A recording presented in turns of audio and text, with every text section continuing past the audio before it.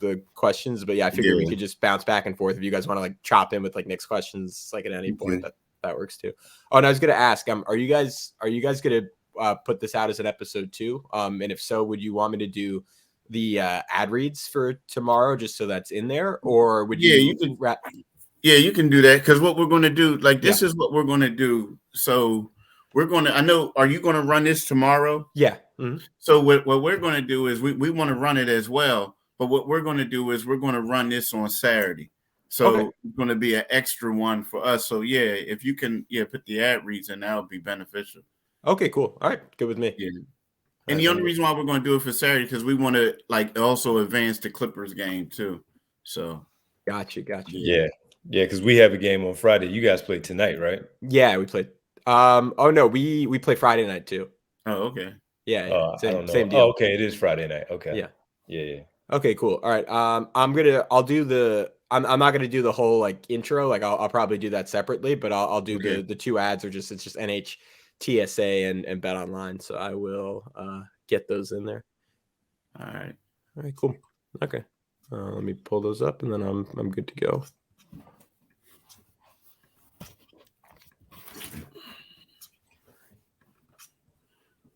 Cool. Okay. And I will guess recording. Oh, we are recording. Perfect. Okay. All right. Let me know when you guys are good. I'm ready. Yeah.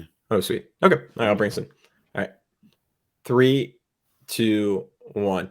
All right, guys, as promised, crossover event of the century to preview the premiere, the best of all the Christmas Day matchups. It's Keith Pompey of the Philadelphia Inquirer, Sixers beat reporter there, and Devon Givens. Devon, of course, of 975 let me redo that. 97.5 The Fanatic, right? Yeah. You don't even have to say the 0.5, 97.5. 97.5. All right, good. All right. This is all stuff I should have asked before.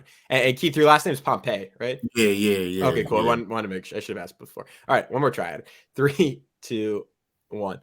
All right, guys, as promised, it's the crossover event of the century to preview their Christmas Day matchup between the Knicks and the Philadelphia 76ers. Keith Pompey of the Philadelphia Inquirer and Devon Givens of 975 The Fanatic, the Sixers pre- and post-game host on there. Thank you guys so much for joining me, Devon. We had a great crossover preseason. Keith, happy to have you along for the ride this time around.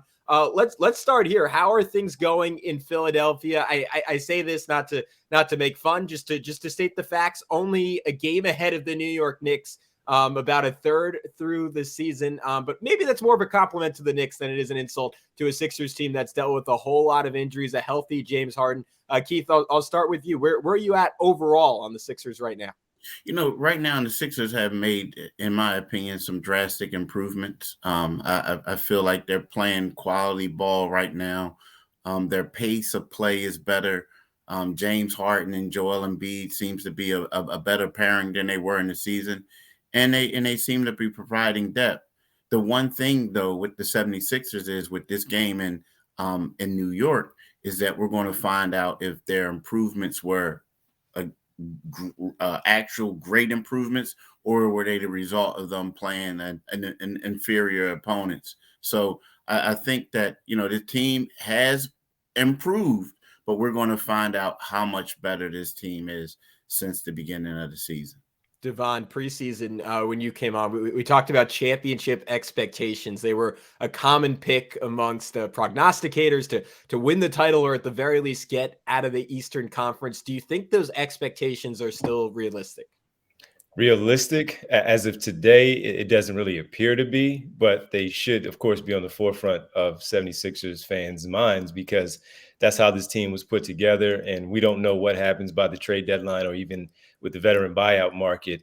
But with the slow start that they've gotten off to, and seeing how Boston has improved a year later, the same thing with Milwaukee still being Milwaukee, and even with Cleveland stepping up and maybe taking a bigger leap than many people expected in year one with Donovan Mitchell joining that group. Right now, it's a lot tougher than maybe we would have thought, as we talked about, Gavin, as you mentioned in the preseason. But they have not been healthy, and a lot of teams can make that claim. But we know that when you lose 3/5 of your starters, you still want to figure out who you are. And as Keith mentioned, there's still some things that need to be done. And once Tyrese Maxey does, in fact, come back, we get a better chance to look at them, see if they are really, Gavin, again, that championship contending team. Right now, they're still talked about like that just because of the fact that that's where we were in the beginning of the year. But we know we have to make some adjustments as the season gets underway. And right now, they're probably on that second tier at this moment. Yeah, Keith, you were talking about how Harden and Embiid are blending together. What did you see early season from those two plus Maxey when all three guys were on the court together? I mean, it's still just I think it's only been about 50 total games, if that all three have played together. Do you think there's still chemistry to be built there? Do they kind of know the pecking order, or is that still a little awkward and they're still kind of figuring out where everyone fits into that? No, I kind of think the pecking order right at this particular time is known. I mean, I think everyone knows that Joel Embiid is the best player on the team. I mean, he's leading the league in scoring. He's arguably the most dominant big man in the league right now. I shouldn't say arguably, he is, when it comes down to offensive performance. I think that, but once you get all three of these guys back on the floor together, it has to be a rhythm type of thing. I think that, Maxey, the thing is with him is he has to know when to take over games. I mean, that's something that the 76ers want him to do. And they've only played 6 games together as starters, and he's missed 15. So they have to get that rhythm back together. But, right now, when you look at it, you say to yourself that, Joel Embiid is the number one option. Tyrese Maxey has to be the guy when they get out there in space and in transition, you have to give the ball up to him. And then you look at a guy like James Harden, and right now he has to be more of a facilitator than the isolation guy that he was in the Houston Rockets and for the Brooklyn Nets a little bit. So right now those roles are established. They just have to get out there and play and get reps with that. Yeah, Devon, how has Harden looked to you since coming back from injury? It seems I can't say I've watched a ton of Philly, but from what I've seen, it seems like he's getting his offense in different ways, like more content to be a little bit more of a mid-range threat to post up occasionally. And after looking, like I think this is a big theme when you came on preseason. Like I think it was probably kind of scary to Philly fans how bad he looked last year. It seems like he's, despite that injury, kind of finding his stride. In his first game back against Houston, it wasn't something that you really write home about and get too excited about. But that's to be expected, of course, with the rust. That was an overtime game that they went to with Houston. They lost that one. But since then, I've really liked what I've seen from him, not forcing as many shots, and he's playing with a good pace as a point guard, helping the team out and pushing in transition, as Keith mentioned in the first question, talking about their pace. A lot of that is because of him and being able to get that ball on that defensive rebound and just really go up the middle of the floor and really allow that transition stuff to happen. And in the half court, yeah, he's still unable to have that same type of burst and that lift that we've seen from the MVP James Harden in the past. But he's starting to be a little more creative and mix in those mid-range jump shots that Keith and I would talk about a lot, of making that adjustment as an older player where it's not the same as it used to be. So I would say the games that he has played in since he's returned have been pretty good. And we've seen him pile up the assist numbers. He's had 16, 15, he had 31, 16 and 15 back-to-back, 31 in those 2 games. He's had his 9, his 8. He still does that, hitting some of those catch and shoot threes instead of having to dribble all the time to take those shots. We've seen him do those things. So there has been an adjustment. And I think that's a positive sign for them going forward and for himself also.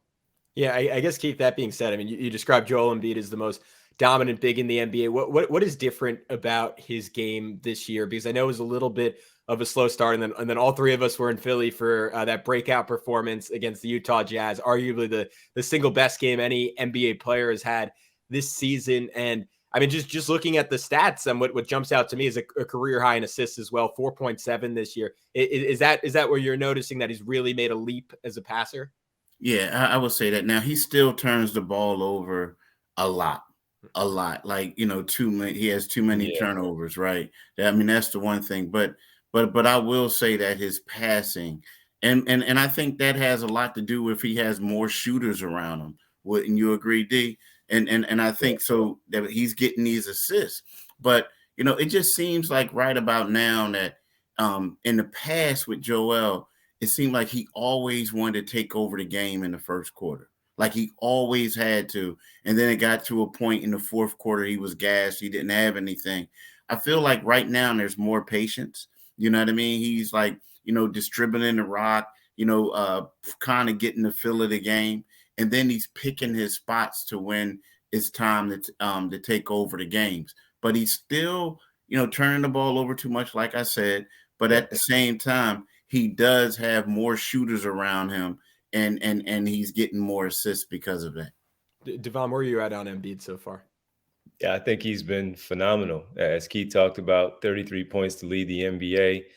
He's still that dominant player. The face-up game is still there, and I think that's even more lethal, the way that he scores there, because right there from that extended free throw line area, the elbow, where he has everybody backing up because they're afraid of, he gives the jab step and they bite on it, and he just creates the space of his jump shot. He'll take that one dribble and then pull up while they're backing up. Again, a layup for him at this point of his career with what he has done. That's become his patented shot, and he can dominate on the low block, sure. And he has done that, where he's gotten the opposing defenses in their front line in foul trouble very, very early. So he's been really good, and the passing has improved. And Keith is right about the shooting around, and that was part of the goal in the offseason, is to add more shooting around Joel Embiid with the addition of Daniel House. Didn't really know that DeAnthony Melton would be able to shoot it at the clip that he is. And the same for Tobias Harris, but those things help him out when he is willing. He's a willing passer to find those guys that are around, surrounding the three-point line, and even the cutters. Also, Matisse Thybulle underneath in the dunker spot, cutting along the baseline, making himself available. PJ Tucker there in the middle from time to time. He has been tremendous, and defensively, he hasn't lost a lot there. Sometimes he seems a little lazy on the defensive end, but for the most part, he is still that force down there that you have to worry about when you're trying to go to the painted area. All right, I want to learn a little bit more about the Sixers supporting cast, but first, did you know that driving high is considered driving under the influence? That's right, driving under the influence of marijuana is against the law in every state, even in states where marijuana is legal. That means driving high could get you a DUI. And if you think law enforcement officers can't tell when you're driving high, you're wrong. Your friends can tell, your coworkers can tell, even your parents can tell, everyone can tell. So what makes you think that law enforcement officers don't know when you're driving high? Driving under the influence of marijuana can slow your response time and change how you perceive time and speed. So even if you think you're fine to drive when you're high, you're not. Because the bottom line is, if you feel different, you drive different. And driving high is driving under the influence. So remember, drive high, get a DUI paid for by NHTSA.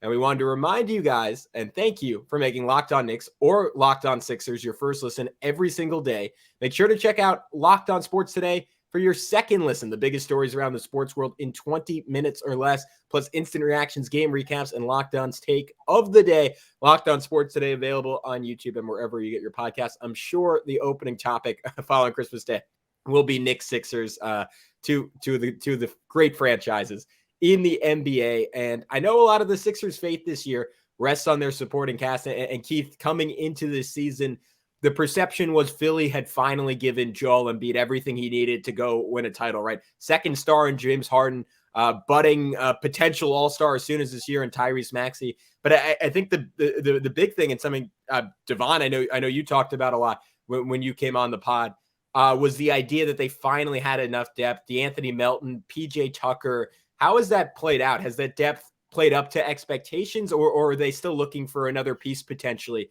at the trade deadline? I still think that they probably need another piece at the trade deadline. Right now in the backup center position, the guys are playing well, but I also think that they need to add. I mean, they do have an open roster spot. So I'm not saying that it's one of those things where you need to trade one of your backup bigs. But what I'm saying is you need to add someone else, because they are playing pretty well. I like the way Montrezl Harrell is playing. And I think that Paul Reed has a bright future. He's a good rim protector. But I think that in the playoffs, you're going to also need the option to have a bigger center who can help out, somebody who can bang when the game slows down and things like that. So to me, that right there is something that the 76ers should look into. But I will tell you this, like, right now, I think when we talk about depth and we talk about role players, the one guy that you talked about who really stands out to me is DeAnthony Melton. I mean, DeAnthony Melton has been playing extremely well. Right now, he's a guy who basically has been the starter. When James Harden was out, he was starting in place of him. Now Tyrese Maxey is out, he's starting in place of him. In addition to that, he's one of the league leaders in deflections, and he's second in the league in steals. So he's bringing it on both ends. So when we talk about additions and new people, he's a guy who's fit right in, and he's been playing well, and he's been the biggest addition that the 76ers have had. Devon, we got to this a couple months ago, but I saw Joel Embiid had some comments that were a little strange the other day. He's like, "Oh, the city of Philly wants me traded," and of course, notorious jokester. So wasn't sure how to perceive those. But what do you think his perception is of this team, of this season, and if Philadelphia loses in the first round of the playoffs, or even the second round of the playoffs again, does that drum up some chatter of him potentially wanting out of Philly, or is this just a Knicks guy making an issue out of nothing? Well, just to be clear, you just think about the number of Sixer fans there are out there. Not everyone's going to be on the same page with players on the team, including franchise players. And Joel Embiid is not wrong with what he said. Now, he was being a bit of a jokester, which he is, the Joel Troel Embiid, and what he said. But like Keith knows with the emails and the direct messages and the tweets that he gets on social media, the same for me. And I take the phone calls directly after games, especially when people are frustrated with Joel Embiid. There are a good handful of Sixer fans that, number one, don't believe that he, because of his health status in the past, is not the guy that will lead them eventually to a championship. There are the other parts of the Sixer fan base that believe that you just can't win with the center in the NBA and the game slows down or he's not engaged enough. So he's not lying. But for the majority of Sixer fans, no, they do not want him gone. There are a small part of Sixer fan base that, in fact, do want Joel Embiid to be moved on from, because they've seen enough already through the playoff experiences that they've had during his era. But with that, I don't know. I think he likes the team right now. I'm sure there are some things that he may want a little bit better, along just like anybody else would, where you feel like there are roster improvements as you have your season and you see how things start to play out. But right now, no, I don't think he's going to make any noise at this point. Maybe one more year, or maybe a year and a half.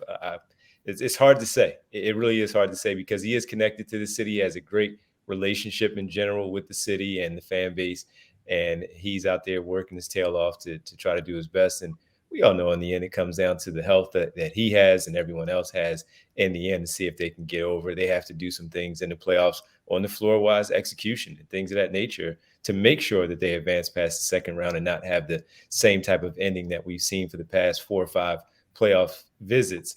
So I don't think that's anything to worry about as of right now. I don't think he's that next superstar that's going to ask out. And so we'll see how this whole thing plays out. Yeah, Keith, Daryl Morey, never really in the business of trading superstars. Usually in the business of trying to trade for more of them, but potentially in the business of changing coaches. What's the latest on Doc Rivers? I know when we had our Bet Online odds earlier this season, he was one of the favorites to be the first coach fired. Obviously, the ship has been righted a little bit, but if this team doesn't go on a big run during the season, is it a possibility for a change during the season, or would a change only come after a disappointing playoff run?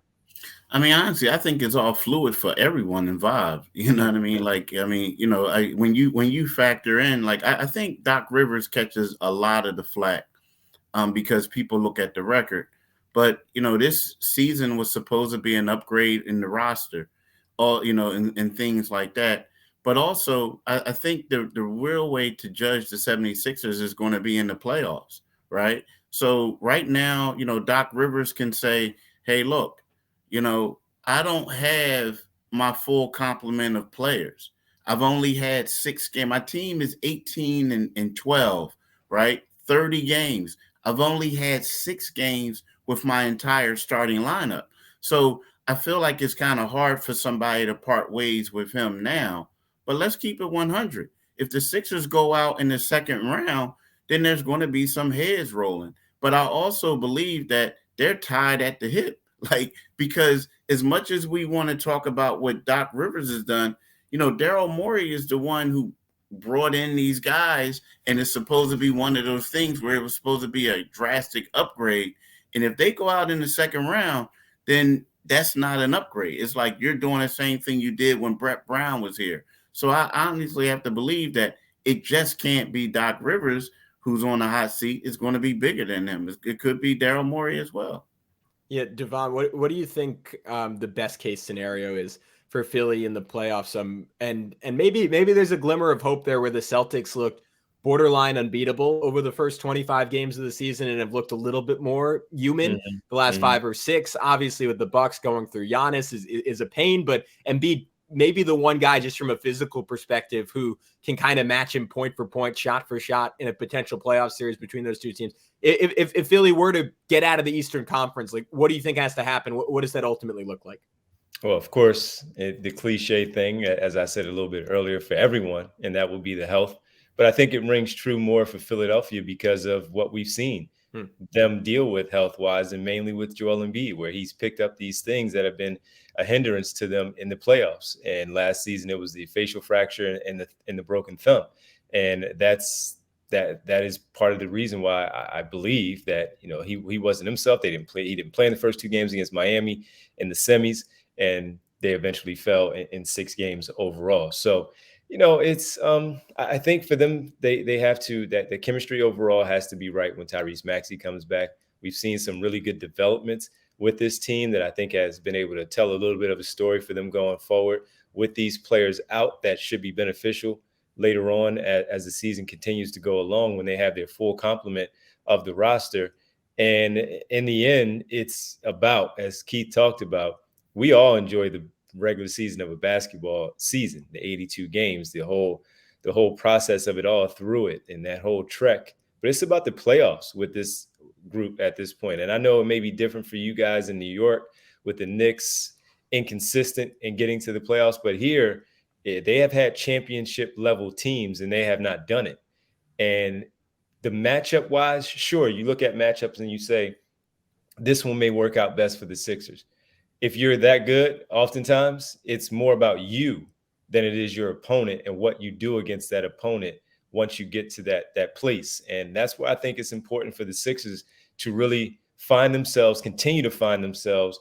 And once they do, get there and take care of business against whomever is in front of them and make that change, because 5 years is 5 years in the playoffs. And those second round exits are very frustrating here in Philadelphia and for Sixer fans elsewhere, that it does not matter if it's the Celtics, the Bucks, the Nets, the Cavs, the Knicks. It doesn't matter. It's about you finally getting over that hump and getting past whomever has been placed in front of you.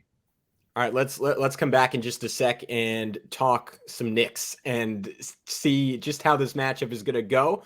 But first, if you want to throw some money down on that Christmas Day game, there's only one place to go. BetOnline.net is your number one source for sports betting info, stats, news, and analysis. Get the latest odds and trends for every professional and amateur league out there, from pro football to college bowl season to basketball and the World Cup. We've got it all at BetOnline.net. If you love sports podcasts, you can find those at BetOnline as well. We're always the fastest and easiest way. Oh, guys, sorry, I forgot to put the brand up. Let me redo that. And then I'll just start it to you guys to ask about the Knicks. All right, 3, 2, 1. But first, BetOnline.net is your number one source for sports betting info, stats, news, and analysis. Get the latest odds and trends for every professional and amateur league out there, from pro football to college bowl season to basketball and the World Cup. We've got it all at BetOnline.net. If you love sports podcasts, you can find those at BetOnline as well. We're always the fastest and easiest way to get your sports info, including the latest odds on DeMar DeRozan and Zach LaVine's next teams, if they're not the Chicago Bulls. The Knicks, the favorites to acquire Zach LaVine. I'm not sure how happy I am about that, but we can talk about that in just a second. If you guys want, head to the website today. Use your mobile device to learn more. BetOnline, it's where the game starts. All right, Keith, I'll throw it to you. Know thy enemy. What do you want to learn about the New York Knicks? I want to know what happened. There's one point I'm looking at the Knicks and I'm saying to myself, oh, wow, They went out there and they made this free agency pickup, but things looked just okay. And then all of a sudden, they won 8 in a row. And they've been beating, some beating teams handily. What has been the major difference in the New York Knicks?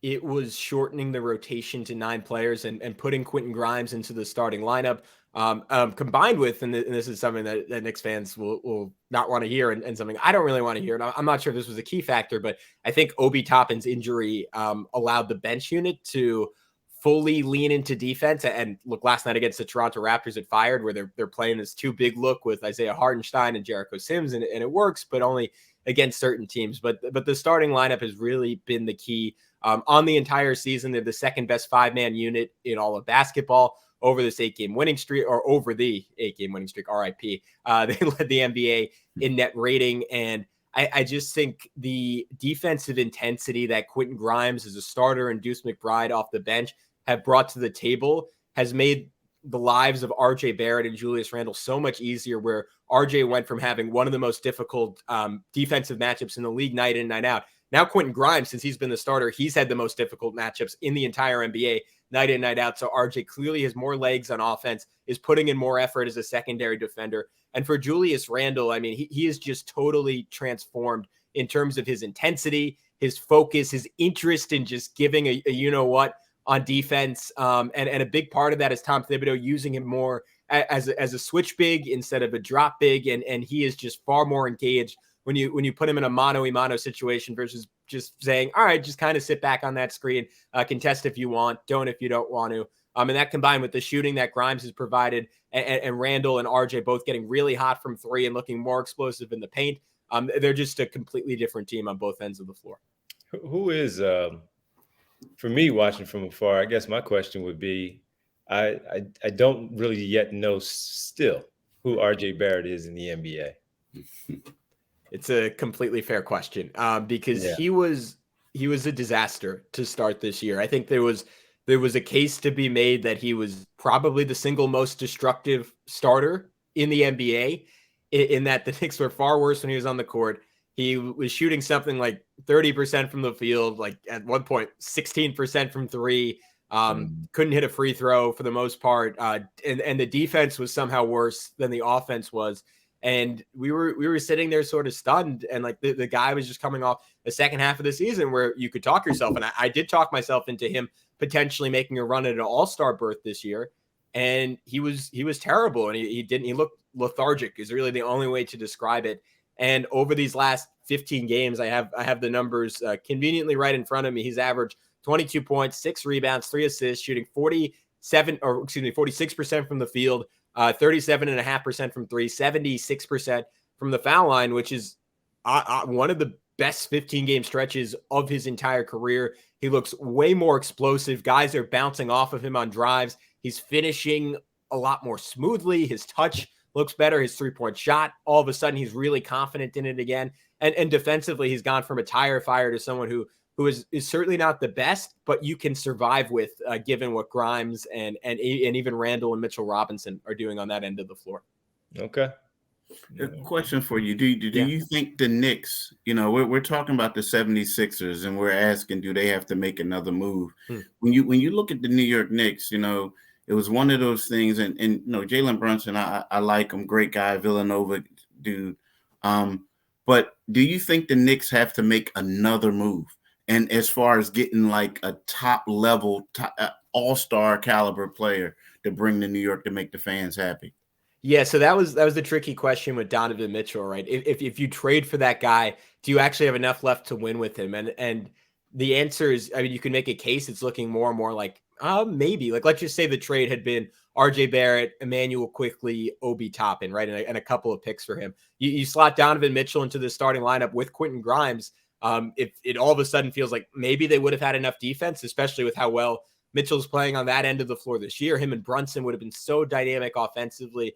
But the fatal flaw of that team would have been it's just such a small backcourt. Like, to me, it would have been a better version of what you had in Portland for all those years with Dame and CJ, and that can get you far. Those guys got to a Western Conference Finals, and if Julius Randle, if we knew he was going to play like this, if the Knicks knew he was going to play like this, I think they might have been more amenable to that deal, because you got to keep in mind, you're coming off a Randall season where he was actively a negative player to now he's playing like an all-star again. So that completely would have, I think dramatically would have changed the calculus for New York. And that being said, I guess that deal in some ways is more on the table than ever, right? Especially if RJ continues to play well. He goes from someone who was untradeable on his contract a few weeks ago, or not untradeable, but it's certainly not someone you get a star back for, to potentially the centerpiece of a star trade if the Knicks are going to make that down the road. Obviously, Zach LaVine has been mentioned. Bradley Beal is someone I would be a little bit more inclined to go after, given LaVine's health issues at this point. But I think that move is inevitable, Keith. I would be surprised if it doesn't come by next summer, because for as good as this feels and as fun as this team is, I think even with the caveat that Quentin Grimes was out, you saw some of the limits last night against the Raptors, where I think in the playoffs, having to go against either a Brooklyn or a Philly or a Milwaukee, like they are just going to be outclassed in terms of star talent as well as they've been playing. Okay. What do you guys think about the matchup on Sunday? And it does feel like a pivotal game for these two teams, in that the Knicks haven't necessarily gotten that one signature win over this stretch. They've had pretty good fortune with guys being out in terms of stars for the best teams that they've played. And I think they're looking to beat a Philly level team with a James Harden, with a Joel Embiid, and kind of fully announce, hey, we're here. And to your point, Keith, Philly over their recent stretch of good play hasn't really gotten that signature win. Yeah. I mean, it's one of those things. This is a tough one because, the Knicks won the first game of the season, and the Sixers were undemanded. And also, I think the Knicks were probably coming off of a back-to-back. I'm not 100% sure, but it was one of those things. So this one is very intriguing to me. And when you look at the Sixers, when they go to the Garden, like a guy like Joel Embiid, he typically plays well in New York City, and especially in the Garden. And there's going to be some Sixers fans there. We know that. There always are Sixers fans. But I really don't have a pulse on this one yet. I don't. Because, again, I don't know how good the 76ers team is just yet. Like we said, they haven't really had that signature win over this stretch. And I really don't know. But the scary part to me is when you have a game like this on national television, and if things don't go well early on the Sixers, are they going to continue to move the ball? Or is a person like James Harden is going to want to resort back to the Houston Rockets James Harden? You understand what I'm saying? So to me, that's the catchy part. But at the same time, the Knicks are a young team, and they're going to be playing on prime time in front of everyone on a Christmas Day game. So are they able to step up their game knowing that they have expectations now? So I really don't have a pulse on this one, y'all. I'm sorry. I normally do, but I don't on this one. Yeah, Devon, what do you think about the matchup? Yeah, same. I really don't have a good feel for this one as of yet, and I just feel like it's going to be a pretty good game. I do think that a little revenge for the Sixers. So I'm sure, as far as things go, with them being so close right now, they may believe that they're better than the Knicks, and they eventually don't need it. But the tie-breaking situation is important right now. Sixers haven't beaten a lot of teams in the division. They've lost to the Knicks, the Nets, the Raptors, even though they have now beaten the Raptors twice. They lost to the Celtics also. They need to make sure that they start to compile these wins again against their division opponents and make a bit of a statement to let them know that, hey, we are still here. And the last two times they've been on national television, these ESPN broadcasts on the Fridays, they took care of business against the Golden State Warriors, although they had to come back. And then they also had to do the same against the Los Angeles Lakers. They were blowing them out, let the Lakers back in, and eventually needed overtime to take them down. So I am curious to see how this one is. They missed Christmas Day last season. They're back on the Christmas Day game this time around. They're on the road against a hot Knicks team, fell on Wednesday to the Toronto Raptors. But I look at it right now. If I had to lean, I would say the Sixers will win the game. But I don't have a really good feel as of right now of how this one would play out. But they need it. They need it because of the divisional thing. And I think the Knicks need it too because of, to your point, that signature win. And now everyone will get a chance to see it. Sure, there are those night games on NBA TV, TNT, ESPN in the evenings. But this is this is the first thing. This is the one that's kicking off the primetime games of that Christmas Day slate, the 5 games that they have. And I'm sure the Knicks want to announce themselves to the basketball world to say, hey, yeah, you've seen us in the standings. You've seen us the highlights on social media. You've seen our clippings elsewhere, but now you really get a chance to see it. So the Sixers need to be ready to go against the Knicks. And I do think they will be. Yeah, I think to me the two keys to the game are Quentin Grimes' health after he missed that Raptors game with a sprained ankle. He's kind of the lone perimeter guy. I mean, RJ Barrett can try it, but I think James Harden will have his way with RJ. Like Grimes is the guy that can match up with James Harden and is strong enough to at least give him some issues. And then at the center spot, I mean, I just remember Joel Embiid, as he does to young bigs everywhere, like Jalen Duren got the baptism by fire this week. He tortured Mitchell Robinson early in his career, and Mitch would come into those games confident and having a couple big ones, and Embiid would just drop like 36 in the first half on him.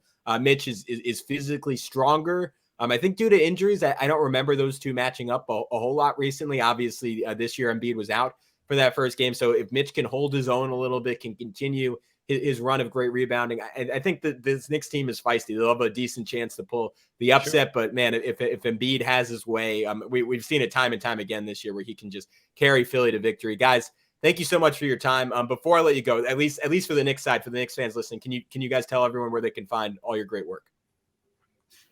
You could find. I was about to say your stuff, but we'll do both. We'll do both. No, because we always do that. Like I always say that. Yeah. But you can find me. You can read my stuff on Philadelphia Inquirer, Inquirer.com, and you can follow me on Twitter at Pompey on Sixers. And you can find me on the radio side, hosting Monday through Friday, 6 to 10. Or oftentimes around the games on 97.5, the Fanatic FM radio in Philadelphia, or catch me at Devon G975 on Twitter, and also pre and post for the Sixers games on our airwaves on the Fanatic, since we are the home of the flagship station of Sixers basketball. All right, and then for you guys, you can check me out at Locked On Knicks, my partner at the Alex Wolf on Twitter, and go subscribe to Locked On Knicks. Leave some hateful comments, some pro-Philly propaganda. We welcome it all. It'll create some fun in the comment section. But Keith, Devon, thank you so much for your time. We'll talk to you soon on Locked On Knicks. Thanks, man. Sweet. Good stuff.